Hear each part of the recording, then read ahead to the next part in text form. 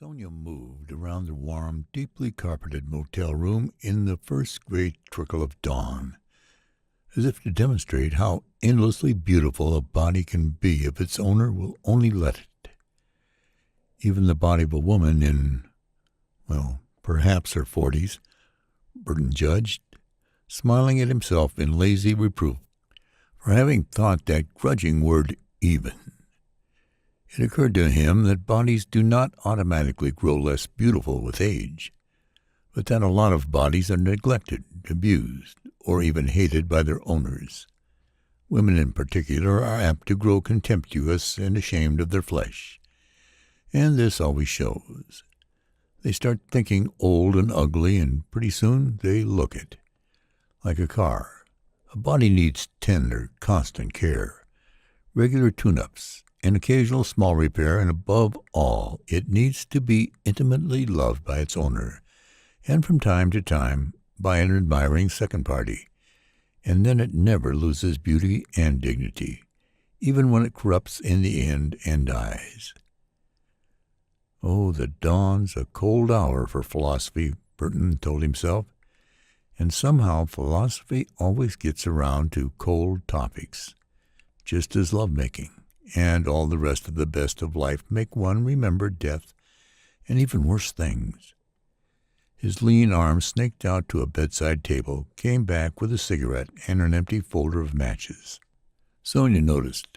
She rummaged in her pale ivory traveling case and tossed him a black pearl-shaped lighter. Burton caught the thing, lit his cigarette, and then studied it. It seemed to be made of black ivory, and shaped rather like the grip of a revolver, like the striking mechanism was of blued steel. The effect was sinister. "Like it?" Sonia asked from across the room. "Frankly, no. Doesn't suit you. You show good taste, or sound instinct. It's a vacation present from my husband. He has bad taste, but he married you." "He has bad everything. Hush, baby." Burton didn't mind. Not talking let him concentrate on watching Sonia. Slim and crop-haired, she looked as trimly beautiful as her classic cream-colored, hard-topped Italian sports car, in which she had driven him to this cozy hideaway from the bar where they'd picked each other up.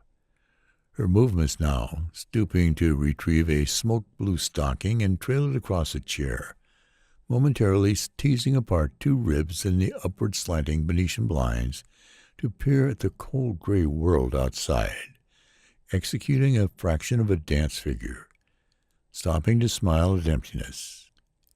These movements added up to nothing but the rhythms and symbolisms of a dream. Yet it was the sort of dream in which actor and onlooker might float forever. In the morning twilight she looked now like a schoolgirl, now like a witch, now like an age-outwitting ballerina, out for her 25th season, but still in every way the premier danseuse. As she moved, she hummed in a deep contralto voice a tune that Burton didn't recognize, and as she hummed, the dim air in front of her lower face seemed to change color very faintly, the deep purples and blues and browns matching the tones of the melody. Pure illusion, Burton was sure, like that which some hashish eaters and weed smokers experience during their ecstasy when they hear words as colors, but most enjoyable.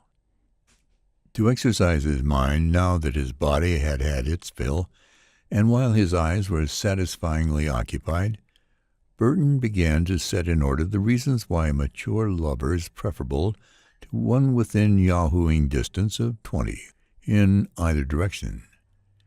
Reason 1. She does quite as much of the approach work as you do. Sonia had been both heartwarmingly straightforward and remarkably intuitive at the bar last night. Reason 2. She is generally well equipped for adventure. Sonia had provided both sports car and motel room. Reason 3. She does not go into an emotional tailspin after the act of love, even if her thoughts tend toward death then, like yours do.